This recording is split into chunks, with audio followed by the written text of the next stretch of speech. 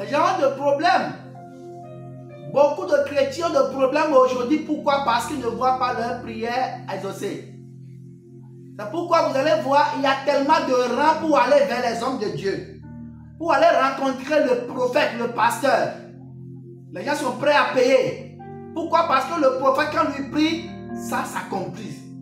Le prophète a une parole qu'on appelle la parole accomplie dans sa bouche.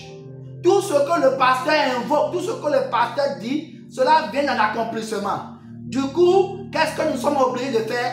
Nous sommes obligés d'aller vers le pasteur pour qu'il prie pour nous. Nous ne sommes plus des gens qui prient, mais nous sommes des gens qui vont vers un homme de Dieu et qui va nous imposer la main, qui va prier pour nous et cela viendra en accomplissement. Nous croyons plus en cela que nos propres prières. Pourquoi? Parce que nous ne voulons pas faire d'efforts. Nous ne voulons pas faire d'efforts. Alors que Matthieu 6, verset 8 dit, avant que vous le lui demandiez, tout ce que vous demandiez, il le sait. Il n'a pas dit que tout ce que ton pasteur demande pour toi, il sait. Il n'a pas dit ça. Il n'a pas dit que tout ce que le frère de l'église, la femme du pasteur dira en ton nom, dira pour toi, Dieu sait, il n'a pas dit ça. Mais il parle de toi qui me regarde. Toi qui ne veux pas croire en ce qui sort de ta bouche. Toute parole que tu confesses, tu parles. Toute prière que tu sors de ta bouche. Il dit que je sais avant que tu n'arrives là. Je te donne un exemple. Un enfant qui va à l'école, qui sait que son papa est là, qui sait que sa mère est là. Avant d'aller à l'école le lendemain matin, cet enfant ne va pas prier la nuit pour dire Seigneur, fais tout pour que mon père demain matin me donne mon petit déjeuner. Est-ce que cet enfant va faire cette prière? L'enfant là, il s'en fout. L'enfant il a dormi paisiblement. Et le lendemain matin, c'est toi, papa ou maman qui va le réveiller. Et cet enfant ira s'habiller. Et naturellement, il viendra vers toi, papa, pour dire bonjour, papa, je vais partir. Mon petit déjeuner. Et toi, tu lui donnes le petit déjeuner simplement. Pourquoi? Parce que tu sais déjà que demain matin, mon enfant ira à l'école. Et son petit déjeuner, c'est tel montant. Et quand il viendra vers toi, tu lui remets ça. Si tu n'as pas d'argent, tu ne viens pas à la maison. Avant de rentrer le soir, tu dois t'assurer que l'argent le petit déjeuner de ton enfant est avec toi. Si tu n'as pas, tu vas chercher à aller faire des prêts. Tu vas demander à ta femme. Tu vas tout faire pour que ton enfant rentre à l'école avec son petit déjeuner. Ça peut être de l'argent ou bien la nourriture. Toi, papa, toi, maman, tu vas tout faire pour préparer cela. Mais l'enfant, lui, ne fait rien pour que cela soit prêt. L'enfant ne prie pas. L'enfant ne jeûne pas. Mais l'enfant a une foi. La foi de l'enfant. L'enfant sait. Pourquoi toi-même tu ne peux pas savoir que ce dont tu as besoin, Dieu te l'a déjà accordé. Et nous réfléchissons. Nous demandons même pardon à Dieu. Nous regardons nos péchés. Et nous disons que c'est à cause de nos péchés que Dieu ne peut pas nous exaucer. Parce qu'on a péché, Dieu est parti. Du coup, je vais souffrir. Je vais te dire quelque chose. Jean chapitre 9, verset 4 à 5, ça va partir des clés. Ça va partir des choses qui ont donné le pouvoir à Jésus-Christ sur la terre. Il dit, il faut que je fasse, tandis qu'il est jour, les œuvres de celui qui m'a envoyé. As-tu déjà vu un enfant récalcitrant dans une maison et le père, son papa est là, sa maman est là? L'enfant dit, je ne fais rien. Moi, je ne veux rien faire pour toi, papa. L'enfant ne te fait rien. Et toi, papa, tu es content de cet enfant? Et le lendemain matin, tu lui donnes le petit déjeuner simplement, facilement. C'est possible? Tu vas voir que ton enfant, à la maison, il y a des choses. Avant d'aller à l'école, l'enfant là doit laver la vaisselle, doit laver le salon, balayer s'il fait ça. Même si vous avez des domestiques à la maison, l'enfant a des choses à faire. La même chose si tu es un enfant de Dieu. Si tu reconnais reconnais Dieu comme ton Père, tu dois faire ses œuvres. C'est ce que Jésus-Christ nous enseigne ici. Il dit, je dois faire. Il dit, il faut que je fasse. Tandis qu'il est jour. Je vais te lire la version parole de vie. Il dit, il faut que je fasse pendant qu'il est jour les œuvres de mon Père. Qui est son Père? C'est Dieu son Père. Jean 9. C'est Dieu qui est son Père. Il dit, pendant qu'il fait jour, je dois faire les œuvres de mon Père. Jean chapitre 9, verset 4. Parole de vie dit, pendant le jour, nous devons accomplir le travail de celui qui m'a envoyé. La nuit arrive et personne ne pourra travailler. La nuit, personne ne peut travailler. Donc c'est quand il fait jour que nous faisons le travail. Ton papa va te dire, mon fils, s'il te plaît, lave-moi mes vaisselles. Mon fils, s'il te plaît, arrange-moi ma chambre. Et va au champ pour moi. Va me faire tel. C'est un enfant qui aime son père.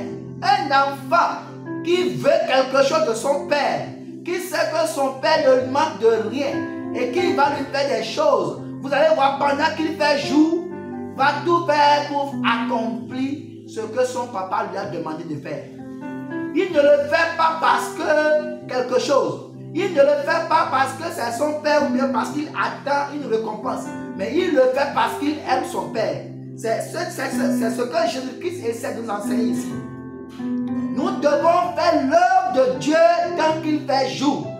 Je ne peux pas être un chrétien et ne pas prier pour les malades. Parce que cela fait partie des œuvres de mon Père. S'il y a un malade quelque part, si quelqu'un est malade, cloué sous un lit, et que vous le connaissez, s'il vous plaît, appelez-moi, je vais prier pour lui.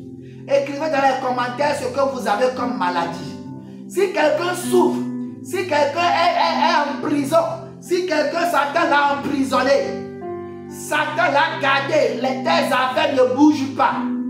L'œuvre de mon Père est de libérer les captifs. L'œuvre de mon Père est d'annoncer la bonne nouvelle. L'œuvre de mon Père est de pardonner. L'œuvre de mon Père est de faire l'œuvre de Dieu tant qu'il fait jour. Plus tu es en train de faire ces choses, plus tu t'approches du Père et plus tu vas voir tes prières exaucées. Il dit, pendant que je suis dans le monde, je suis la lumière du monde. Pendant que tu es dans le monde, dans ta famille, la famille où tu t'es retrouvé, pendant que tu te retrouves dans cette famille en tant qu'enfant de Dieu, tu es une lumière dans cette famille. Et si dans cette famille, tu n'apportes pas la bonne nouvelle, si dans cette famille, à cause de toi, les gens ne donnent pas leur vie à Jésus-Christ, il y a un problème. Jésus dit, pendant que moi, je suis dans le monde, je suis la lumière de ce monde. Tu es la lumière dans ta famille. Mais pourtant, c'est toi qui crie sur tous les toits que tu es chrétien. Mais quand tu dois de l'argent, tu ne payes pas. Mais quand tu en as de problème avec toi, tout le monde sait que c'est toi qui aime insulter. C'est toi qui manques de respect aux gens. Et tu veux voir ta prière exaucée. Tu n'es pas dans l'œuvre. Tu ne fais pas l'œuvre de Dieu. Et tu cries tout le temps. C'est dommage. C'est grave. N'oublie pas ceci. Malgré que tu es dans le péché, ton Père ne te laisse pas. Il dit qu'avant que tu ne viennes devant moi, je sais de quoi tu as besoin. Si tu as besoin de la nourriture, va simplement prier. Il va te l'accorder. Même si tu as péché, ne regarde pas ton péché pour te donner cela. Est-ce que toi, ton enfant qui est le récalcitrant enfant là, qui a refusé de travailler, même si tu dis, tu n'auras pas ton petit déjeuner, en voulant quitter la maison, tu as pitié de ton enfant. Et tu lui remets encore l'argent. Mais il y a des parents durs qui ne donnent pas. Mais sur 10 parents, tu vas avoir 9 qui ne sont pas durs. Ils ont pitié. Notre Dieu, c'est un Dieu miséricordieux. Il a pitié de nous. C'est pourquoi il prépare toujours nos besoins avant qu'on ne vienne. Si tu ne pries pas, tu n'auras pas.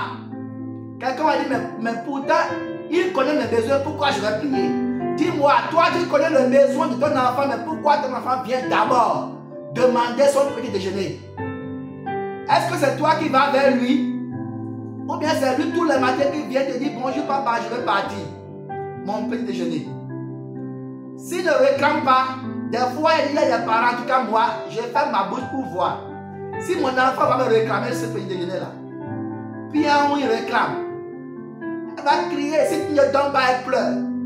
Elle peut même manquer de faire quelque chose. Elle s'en fout. Si toi tu ne lui donnes même pas son argent, elle va pleurer. Elle autre, elle ne veut pas savoir, est-ce que c'est un prêt que tu as fait? Est-ce que tu allais demander ou bien tu allais voler l'argent là pour lui remettre? Lui ne veut pas savoir, mais tout ce qu'il veut savoir, son argent pour aller à l'école, son argent pour manger. De la même manière que Dieu lui-même a déjà prévu des voitures, a déjà prévu des voyages, a déjà prévu des mariages, a déjà prévu des maisons pour nous. On n'a pas besoin de quémander. Mais tout ce dont on a besoin, c'est de venir vers lui et de prier. De venir vers ce Dieu qui est en haut. Beaucoup sont ceux-là qui se perdent le chemin. Ils vont vers notre Dieu. Ils vont vers notre Dieu qui n'est pas en haut. Et Jésus dit ici, notre Père qui est dans les cieux. C'est à lui seul qu'on va demander. Si tu demandes à une personne, si ce n'est pas Jésus-Christ, ta prière sera peut-être exaucée, mais ce n'est pas ton Père qui t'a donné. C'est le voleur qui t'a donné quelque chose d'autre. Et lui, il a notre intention. Mon ami, il a notre intention derrière sa tête. Il veut t'amener quelque part, il veut t'amener en prison. C'est pourquoi il t'exauce, il te donne des miettes. Dans ma vidéo qui va suivre, je vais te montrer qui est ce Dieu. Et qu'est-ce qu'il peut faire pour toi? Shalom chez toi.